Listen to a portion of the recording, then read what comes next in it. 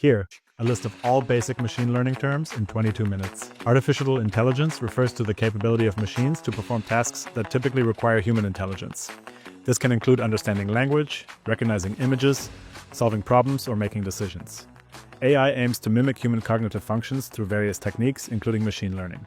But not all AI is machine learning.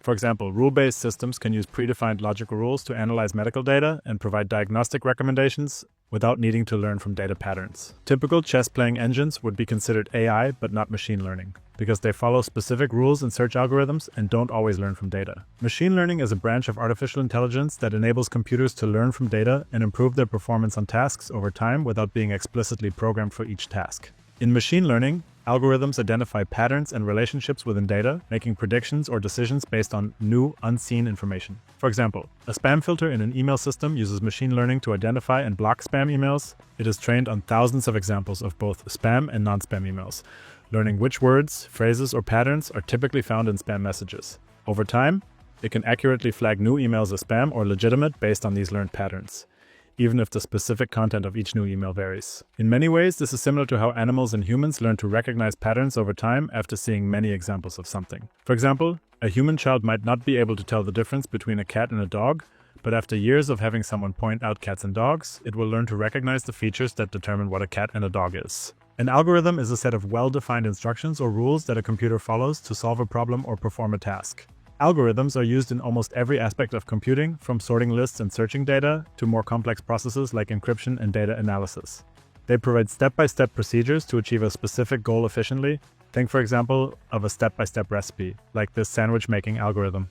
An example is Dijkstra's algorithm, used in mapping applications to find the shortest path between 2 points. By systematically evaluating possible paths, Dijkstra's algorithm helps determine the quickest route for navigation, which is at the base of most navigation apps like Google Maps. Data is information that can be collected, analyzed, and used to make decisions, predictions, or provide insights. Think spreadsheets.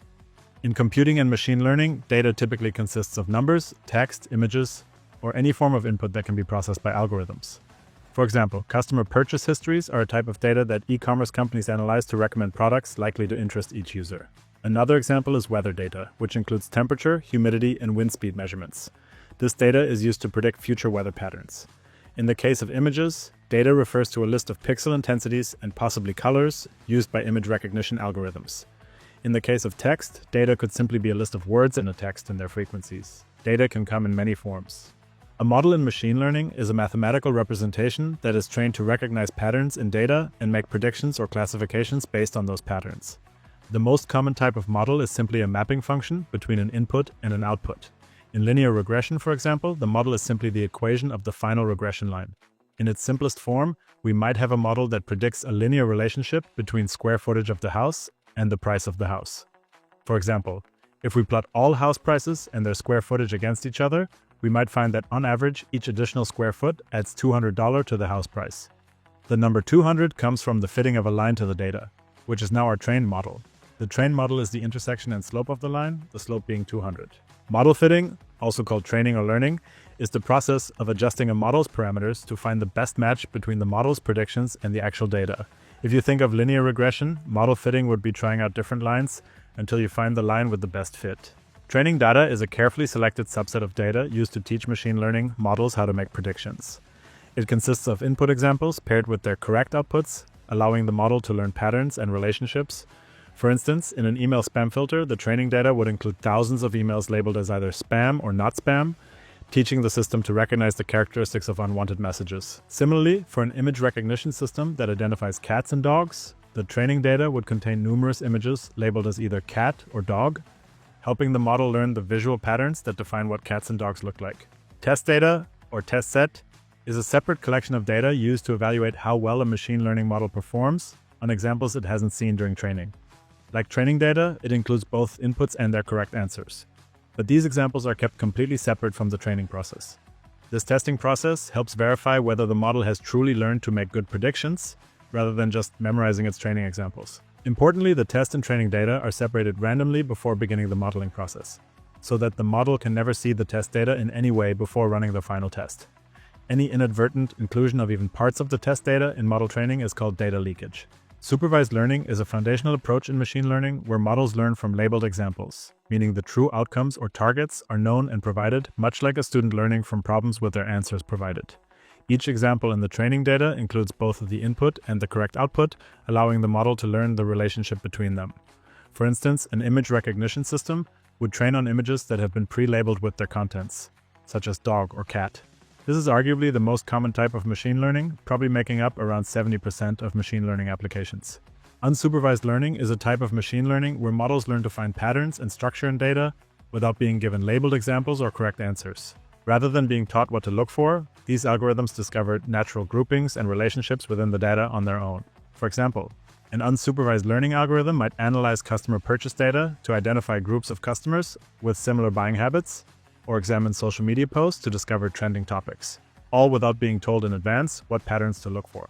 This approach is particularly valuable when we want to explore data to uncover hidden patterns, but don't know exactly what we're looking for. No labels or outcomes are provided to the model during training. Reinforcement learning is a newer branch of machine learning that has recently been accepted as a third main branch of machine learning and has gained momentum in the late 2010s, particularly with the success of DeepMind's chess engine AlphaGo in 2016. It's distinct from both supervised and unsupervised learning because it operates on a fundamentally different principle. Instead of learning from pre-labeled examples, supervised, or finding patterns in unlabeled data, unsupervised, it learns from interaction and feedback. Unlike supervised learning, where examples have clear right answers, reinforcement learning is more like training a pet. The agent learns through trial and error, getting rewarded for good decisions and penalized for poor ones. For example, a reinforcement learning algorithm can learn to play chess by playing thousands of games against itself, receiving positive rewards for winning moves and negative rewards for losing ones. This approach is particularly powerful for tasks involving sequential decision-making, like game playing, robotic control, or optimizing business strategies when there are no clear labels, but an idea of what is a good or bad outcome. Many basic machine learning courses don't cover reinforcement learning as a basic machine learning branch, but as an advanced topic since it is still fairly niche. A feature, also called a predictor variable, input variable, independent variable, or attribute, is a specific piece of information or characteristic used as input for a machine learning model. Essentially, it's any measurable property that helps the model make predictions. For example, in a house price prediction model, features might include the square footage, number of bedrooms, location, and age of the house. For an email spam detector, features could include the number of capitalized words, the number of URLs in the text, or whether the sender is in your contacts. The selection and engineering of relevant features, sometimes called feature extraction or feature design, is often crucial to a model's success, as they need to capture the important aspects of the data that relate to the prediction task. Feature engineering is the process of creating new, more informative features from existing raw data to improve a model's performance. Feature engineering involves using domain knowledge and creativity to transform or combine original features into more meaningful ones. For example, instead of just using raw date values, you might create features like day of the week or is holiday, which will probably explain fluctuations of sales much better. Good feature engineering often makes the difference between an average model and an excellent one, as it helps the model focus on the most relevant patterns in the data. Feature scaling, also called normalization or standardization, is the process of transforming numeric features to a similar scale, typically to prevent features with larger ranges from dominating the learning process. For example, here the numbers for salary are much larger than those for age and thus dominate the model fitting. Common scaling methods include min-max normalization, thus scaling to a 0 to 1 range, as seen here, or standardization, transforming to mean 0 and standard deviation 1. Proper scaling is particularly important for many algorithms like gradient descent and neural networks, which can perform poorly or converge slowly when features are on vastly different scales. Dimensionality refers to the number of features, also called dimensions, variables, or attributes in a dataset.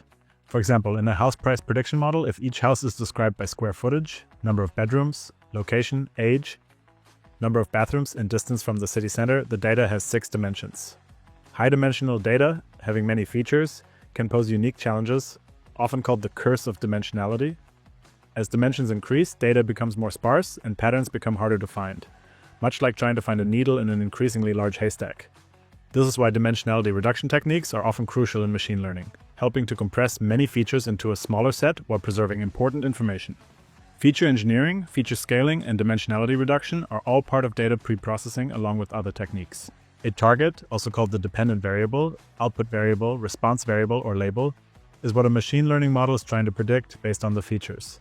For example, in a house price prediction model, the target would be the actual sale price of the house, while in an email spam detector, the target would be whether an email is spam or not spam. In supervised learning, the training data must include both features and their corresponding target values, allowing the model to learn the relationship between them. An instance, also called a sample, example, record, data point, or observation, is a single complete unit of data that includes all features, and in supervised learning, its target value. In this example, it's one person with their name, age, income, and marital status. For house prediction, it might be a single house with all its characteristics like square footage and price. A typical machine learning dataset consists of many such instances, which together form the training or test data. Think of an instance as one row in a data table or spreadsheet, with the columns being the features and the target. The entire table would be called your dataset. A label, also called a class, target value, ground truth, or correct answer, is the known correct output associated with an instance in supervised learning. It is the value that the target variable takes for each instance. In an image recognition system, where the target variable is the type of animal in the picture, the label is the actual animal's name, like cat or dog, for each image. Labels are crucial for training supervised learning models as they provide the right answers that the model learns from. Though obtaining accurate labels often requires significant human effort, such as experts manually categorizing thousands of examples. This process is called labeling, which often is a major bottleneck in supervised learning. Well-labeled data is a hot commodity, and many creative ways exist to generate it, including crowdsourcing. Model complexity refers to how sophisticated a machine learning model is in terms of its ability to capture patterns in the data. A more complex model has more parameters and can learn more complicated relationships, like a neural network with many layers. Conversely, a simple model has fewer parameters and can only capture basic patterns, like a linear regression. Finding the right level of complexity is crucial. Too simple, and the model fails to capture important patterns, which is called underfitting. Too complex, and it learns to fit to noise in the training data, rather than true patterns, also called overfitting. A simple way to think about model complexity is by thinking about the polynomial order of a regression line. A simple linear regression only has to estimate the intercept and the slope of the line, so 2 parameters. A quadratic regression has to estimate the intercept and 2 parameters, and so on. Each polynomial can potentially fit more complicated data. This relationship between polynomial order and complexity provides a clear example of the trade-off between a model's ability to capture complex patterns and its risk of fitting to noise. Bias in terms of model complexity refers to how limited or inflexible a model's assumptions are about the underlying patterns in the data. A model with high bias, like a linear regression, makes strong, simple assumptions. In this case, that the relationship is purely linear. As we increase the polynomial order, the bias decreases. A second-order polynomial has more flexibility to fit curves. Low bias means fewer built-in assumptions about the data structure. This doesn't mean lower bias is always better. A very high-order polynomial might have such low bias that it fits the training data perfectly, but fails to generalize well, leading to overfitting. Variance refers to how much a model's predictions would change if it were trained on different subsets of the training data. A model with high variance is very sensitive to small changes in the training data, producing significantly different predictions when trained on slightly different datasets. Models with low variance, like linear regression, produce more consistent predictions across different training sets. High variance often indicates overfitting, where the model is learning the random noise in the training data rather than the true underlying patterns. There's typically a trade-off between bias and variance, where reducing one tends to increase the other. The bias-variance trade-off is a fundamental concept in machine learning that describes the tension between a model's ability to minimize bias and variance at the same time. As model complexity increases, bias typically decreases because the model can capture more complex patterns. But variance increases because the model becomes more sensitive to changes in the training data. Conversely, as model complexity decreases, bias increases because the model makes more rigid assumptions, but variance decreases because the model becomes more stable. Finding the sweet spot in this trade-off is crucial. The goal is to create a model that's complex enough to capture true patterns in the data, but not so complex that it fits to noise. This balance typically produces the best generalization to new data. This concept is one of the most central and important concepts of machine learning. Truly understanding this concept on all levels will make you a great data scientist and machine learning engineer. Noise refers to random variations or errors in data that don't represent true underlying patterns, like random fluctuations in sensor readings or errors in data collection. In machine learning, we want to find the true patterns while ignoring this noise. Noise is what's left over after perfect fitting of the data with a perfect model capturing all the signal in the data. Overfitting occurs when a machine learning model learns the noise and random fluctuations in the training data rather than learning the true underlying patterns. Like a student who memorizes test answers without understanding the concepts, an overfitted model performs well on training data but fails to generalize to new examples. This typically happens when a model is too complex for the task. or when it trains for too long on too little data, causing it to mistake random noise for meaningful patterns. The model has high variance. Underfitting occurs when a machine learning model is too simple to capture the important patterns in the data, resulting in poor performance on both training and test data. Like using a straight line to model clearly curved data, an underfitted model makes oversimplified assumptions about the underlying patterns. This typically happens when a model has high bias. For example, using a linear model to capture relationships that are clearly nonlinear. One way to estimate bias and variance during training and thus avoid underfitting and overfitting before applying your model to real-world data is validation. Validation is the practice of evaluating a model's performance on data it hasn't been trained on, by setting aside a portion of the training data, called the validation set, to simulate how well the model will perform on new, unseen data. Cross-validation extends this concept by repeatedly training and validating the model on different splits of the data. For example, in five-fold cross-validation, the data is divided into 5 parts, and the model is trained 5 times, each time using a different part as the validation set and the remaining parts for training. This practice provides a more robust estimate of the model's true performance and helps detect potential issues like overfitting or underfitting. While validation sets are used during the model development process to make decisions about hyperparameters and model selection, the test set is kept completely separate and used only once, at the very end, to evaluate the final model's performance. Using the test set repeatedly would risk overfitting to it. Regularization refers to techniques used to prevent overfitting by adding constraints or penalties that discourage a model from becoming too complex or fitting too closely to the training data. It keeps the model parameters small. You can think of it as squeezing the regression line so it doesn't become too wild. The strength of the regularization is a hyperparameter. Too much regularization leads to underfitting. A batch is a subset of training data that is processed together in a single step of model training, rather than processing the entire dataset at once. For example, instead of using all 10,000 training images simultaneously, a model might process batches of 32 images at a time, updating its parameters after each batch. The batch size is an important hyperparameter that affects training. Larger batches provide more stable parameter updates but require more memory, while smaller batches update more frequently and can help the model escape local optima. An iteration is a single pass through one batch of data, leading to an update of the parameters of the model. An epoch is a complete pass through the entire training dataset during model training. This means each batch and thus each training example has been seen and learned from once. Models typically need multiple epochs to learn effectively, with each pass refining its understanding. However, too many epochs can lead to overfitting, where the model starts memorizing the training data rather than learning general patterns. These things only come into play for very large datasets that need to be split into batches. Small datasets are not split. A parameter, also called a model parameter or weight, is a value that the model learns during training from the data, unlike hyperparameters which are set before training begins. Finding the parameters of a model is the goal of the training process. For example, in a linear regression model, the slope m and intercept b are parameters that the model adjusts to fit the data. In more complex models like neural networks, parameters include all the weights and biases that are automatically adjusted during training to minimize prediction errors. Weights and biases correspond to the slope and intercept of linear regression. While a typical linear regression might have just a few parameters, modern deep learning models can have millions or even billions of parameters, each being fine-tuned through the training process to capture patterns in the data.